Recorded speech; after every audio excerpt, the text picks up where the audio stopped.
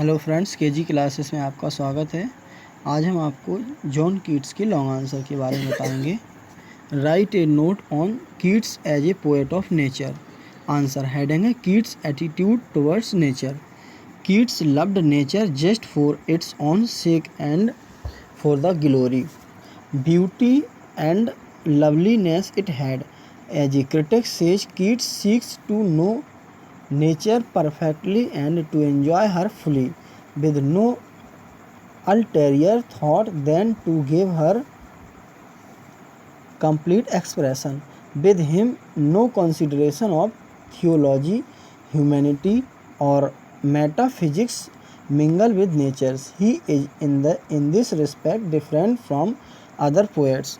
Wordsworth, Coleridge, Byron, Shelley, and Keats were all poets of nature, but in far different ways. Wordsworth and Shelley go behind the external phenomena of nature and philosophize over them. Wordsworth sees behind nature the spirit of God.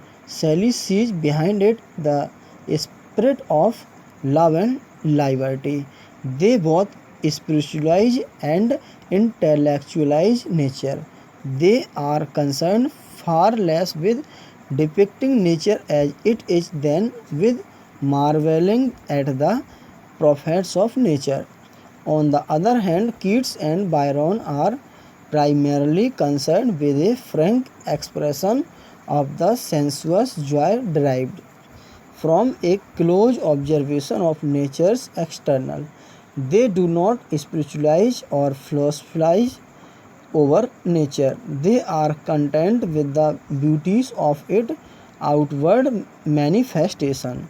Next heading is sensuous apprehension of nature. Where Wordsworth spiritualize and Shelley intellectualize nature, Keats is content to express her through the sense. The color, the scent, the touch, the pulsating music, these are the things that stir him to the depth.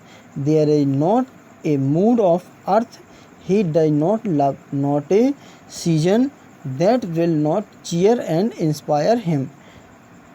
Campton records the pictorial power of nature is found in his ode to autumn. With fruits the vines that rounds the thatched eaves run, to wind with apples and mossed cottage tree. Then he luxuriates in color.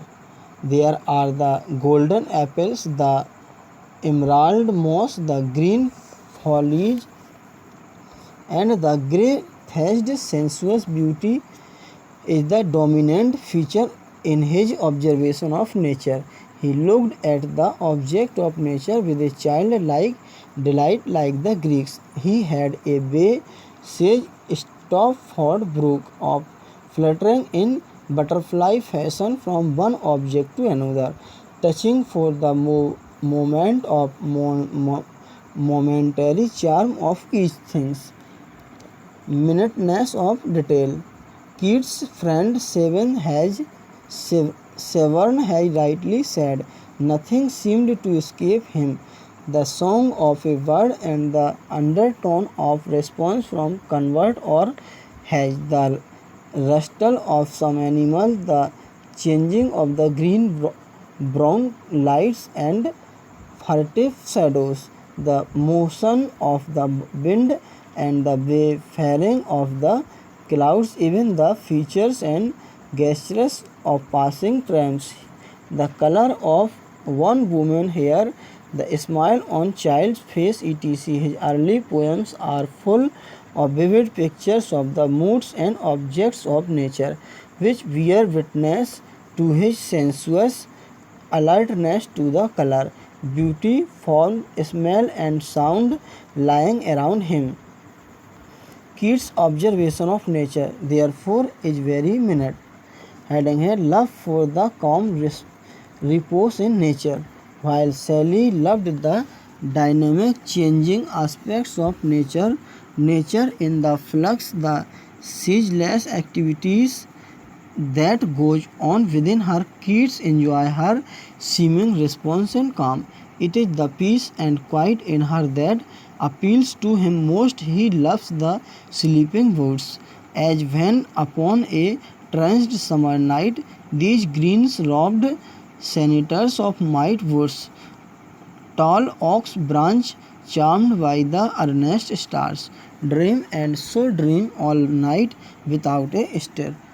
Unheard melodies were to him sweeter than the heard ones. He loved the beauty of nature, but what he loved most was the seeming sleep of nature, her silent faces, the repose of places in which he discovers an ecstasy is that is at once the glory and greatness of his poetry. Next heading a personification of nature. Keats personifies the power of nature. He looks at nature like the Greeks with wonder and childlike delight. He feels disillusioned with the spirit of inquiry and doubt which has smothered simplicity and wonder, and long for the old good days of happy Patty. O brightest, thou too late for antique bows, too late for the fond believing liar, when holy were the haunted forest brought, holy the air, the water, and the fire. For Keats, every object of nature is haunted by an attendant deity, god, or goddess. The tree is haunted by the dryad, and the sea is haunted by the nymphs. He never saw an oak tree without beholding the dryad. In the Ode to a Nightingale, he writes that thou light winged dryad of the trees, the forests are haunted by pains and satyrs, whosoever wander may happen to see in the forest Pan playing on the flute. In the Ode to Autumn, the poet treats autumn as a goddess or a mythological woman in the spirit of Greek worship of the object of nature. Who hath not seen thee up amid thy store? Sometimes whoever seeks abroad may find thee sitting careless on a granary floor, the hair soft lifted by the winnowing wind, or on a half-ribbed furrow sound sleep, drowsed with the fume of poppies while they hook spheres the next south and all its twinned flowers. She is a gleamer, and sometimes like a gleaner thou dost keep steady thy laden head across a brook. Like the Greeks, Keats looks at nature with wonder and awe and simple delight. His habit of personification further enables him to picture nature more accurately and correctly. Having an occasional mysticism, there are certain inspired moments, though very rare, when he rises above the sensuous enjoyment of the present and has glimpse of eternity like a mystic. For example, in the Ode to a Nightingale, he has glimpse of the world's immortality in the words of Middleton Murray with a magnificent sweep of imagination. He sees the song and the word as one. The word becomes pure song and inherits the eternity of beauty. Thou wast not born for death, immortal bird, no hungry generation tread thee down. In such inspired moments, Keats is not satisfied with the beauty of the present, but has vision of eternal beauty. In this connection, Margaret Sherwood has commented in this manner: he was immediately aware of the close interknitting of man, body, mind, and soul with the green world of which he was a part. Reading when he writes of spring of autumn, one seems to be not observing but experiencing the quicking, quicking, quicking of spring, the ripening of autumn, the idea of oneness in all life, or organic relationship between all manifestation of life, towards which the natural philosophy of the time was groping, was with Keats a sensation as well as in instinct and intuition.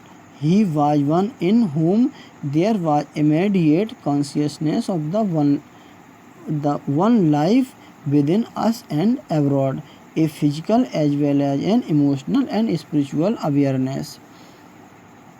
Nevertheless, Keats loves the simpler and the homelier aspects of nature, and like Shelley, the vaster and the wilder, he does not sing of the cloud, the lightning, and the thunder, or of the west wind, but of the sweet bird which, with a modest pride, full droopingly in slanting curve aside, their scantily leaved and finally tapering stems.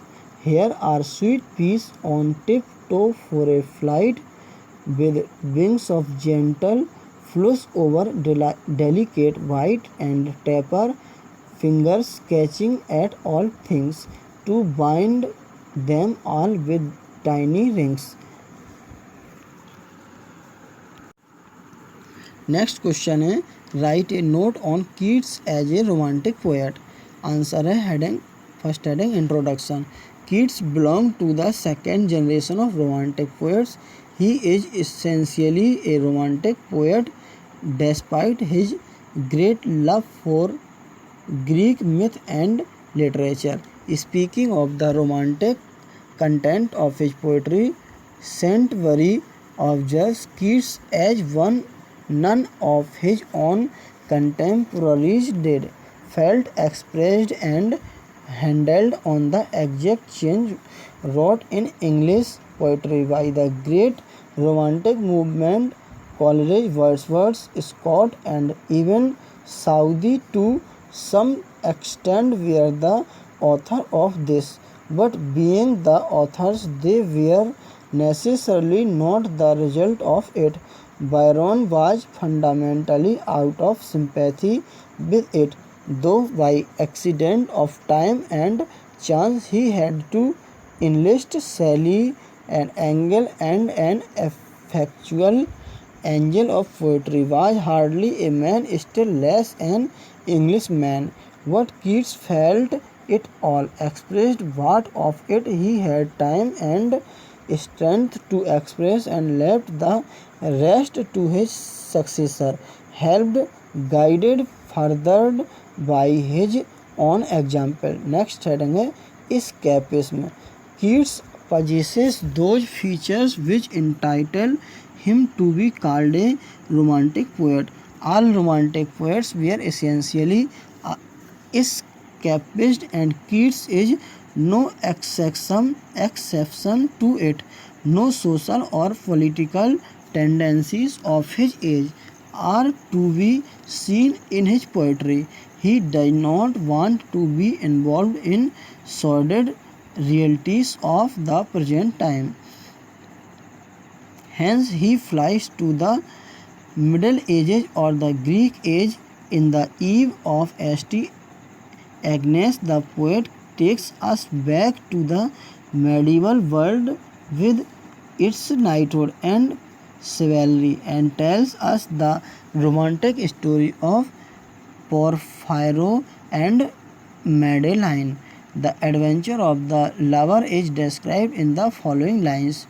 Meantime, across the moors had come young Porphyro with heart on fire for Madeline beside the portal doors. Buttressed from moonlight stand he and implores all saints to give him sight of Madeline, what for one moment in the tedious hours that he might gaze and worship all unseen. Perchance speaks, kneel, touch, kiss in sooth, such things have been. The last two lines are highly romantic. He loved Greek mythology as well as and wrote Endymion and Hyperion in the words of Courthope. The poetry of Keats exhibits the progressive efforts of a man of powerful genius to create for his imagination an ideal atmosphere unaffected by social influences of his age. Medievalism and Hellenism are two main features of Keats' poetry. Next है addition of strangeness to beauty. All poets love beauty, but romantic poetry imparts strangeness to beauty. This is the special contribution of romantic poets of the sphere of beauty. Wordsworth reads the message of eternity in the simplest flower. To me, the meanest flower that blows can give thought that do often lie too deep for tears. In these lines, the poet reveals something strange and wonderful. Keats loved beauty in the flower, in the stream, and in other objects of nature, and that beauty is a part of the universal beauty which is one and infinite, the mighty abstract idea of beauty. The poet listened to the song of the nightingale and he is enraptured by it. And then comes the touch of romance. Keats, while hearing the sweet song, passes from the world of time to the world of eternity. Thou wast not born for that immortal world. The romantic imagination of the poet reveals in a moment a world beyond this mortal world, the world of eternity, where the nightingale sings forever and forever. The remote, the distant, and the unfamiliar had a special fascination of its own for Keats. He pursues unknown beauty, having a love of nature. All the romantic poets had great love for nature. Keats also enjoyed the sensuous aspect of nature. He loved nature for her own sake and looked with wondering eyes upon the face of nature with the rapture of a lover gazing at the face of the beloved. He did not derive any moral lesson from nature as was done by Wordsworth. He did not intellectualize her as Shelley did. Keats is content to render nature as she is. He loved and interpreted nature more for her own sake and less for the sake of sympathy which the human mind can read into her with its own working and aspiration. He had grown up neither like Wordsworth under the spell of the lake and mountain nor in the glow of millennial dreams like Shelley, but London born and Middlesex bred was gifted with a delighted insight into all the beauties and sympathy with all the life of the world, woods and fields. Keats is captured by the beauties of nature. He admires the very spirit of nature whom he invokes as maker of poets. O maker of the modern poet, delight of this fair world and all the gentle livers, sprinkler of clouds and halo of crystal rivers, minglers with leaves and dew and mumbling streams. Heading his supernaturalism. Romanticism has been defined as the renaissance of wonder, reawakening of interest in the supernatural. For the romantic, there are more things in heaven and earth than people dream of. There is a world of the unseen behind and above the world of the senses. Keats is also fully alive to this supersensuous world. It is the magic and mystery, the belief in ghosts and fairies of the Middle Ages that captivate his heart. The Eve of St. Mark and the Eve of St. Agnes are based upon two different medieval superstitions, and in the La Vallée d'Am Sans Mercy we get the medieval belief that certain cruel fairies entangle mortal in their love and then betray them and ruin them. Lamia is based on the superstition of those dark ages regarding the serpent women and the harm they could cause by their beauty. Next heading is romantic melancholy. Another silent feature of romanticism is its melancholy note. Keats' poetry is also colored by melancholy. He writes, "To sorrow I bade good morrow and thought to leave her away behind. In the ode to a nightingale there is a poignant note where what to think is to be full of sorrow and leaden-eyed despair, where beauty cannot keep her lustrous eyes or new love pine at them beyond tomorrow." The whole of La Vallée d'Am Sans Mercy is full of melancholy. Oh, what can ail the night at arm alone and palely loitering? In the ode to melancholy, melancholy has a prominent place. Ah, in the very temple of delight, wild melancholy has her sovereign shrine. Though all the great odes is here a note of solemnity deepening now and then to poignant suffering. This spirit of sadness strikes the key note of the ode weeks. Next heading is romantic suggestiveness. It may also be mentioned that romantic suggestiveness reached the acme of its development in the poetry of Keats.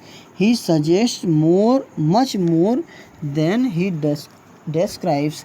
Each one of his countless images opens up to our view far-reaching perspectives. Each epithet is extraordinarily rich in suggestiveness. He lingers lovingly over each word and lends it with a wealth of meaning. Next heading is his music and melody. The poetry of Keats, also like that of the Romantics in general, is a spontaneous outpouring of the heart. An object of beauty inspire him to instinct creative activity. He hears the song of a nightingale, is thrilled by it, and within a few hours composes the ode to a nightingale, one of the richest odes in the language, while correctness was the keynote of the pseudo-classics, music and melody are the characteristics of romantic poets. Keats' poetry has a haunting music of its own, and this captivating music comes to him by nature. The 18th century classics confined themselves to 1 meter. The heroic couplet, Keats, along with the other romantics, uses a number of meters with great effect and mastery. He is equally an adept in the use of blank verse, the Spenserian stanza, and the ballad meter, having a fusion of romanticism and classicism. Keats affects that rare union of classical discipline aided by the example and present precept of the ancient with the more intrinsically precious matter which the artist find in romanticism. Legoisis, he achieves perfection of form along with the positive substance of poetry. His poetry is characterized by emotion, spontaneity, inspiration, and imagination, as well as with that restraint, self-control, and polish, which are the hallmarks of classicism. Music and melody, highly suggestive words and images, in short, perfect felicity of expression, come to him as spontaneously as the emotional and imaginative context of his poetry. Even the romantic themes of the marvelous and the wonderful and of medieval superstition are enclosed by him in forms of classical perfection. The melancholy which runs through his poetry arises from his yearning for beauty, beauty which was also the quest of Hellas. Next heading है conclusion. Keats is a romantic poet because of his love of nature, of superstition, of fine phrases and music, of melancholy and middle ages, and of wonder and mastery.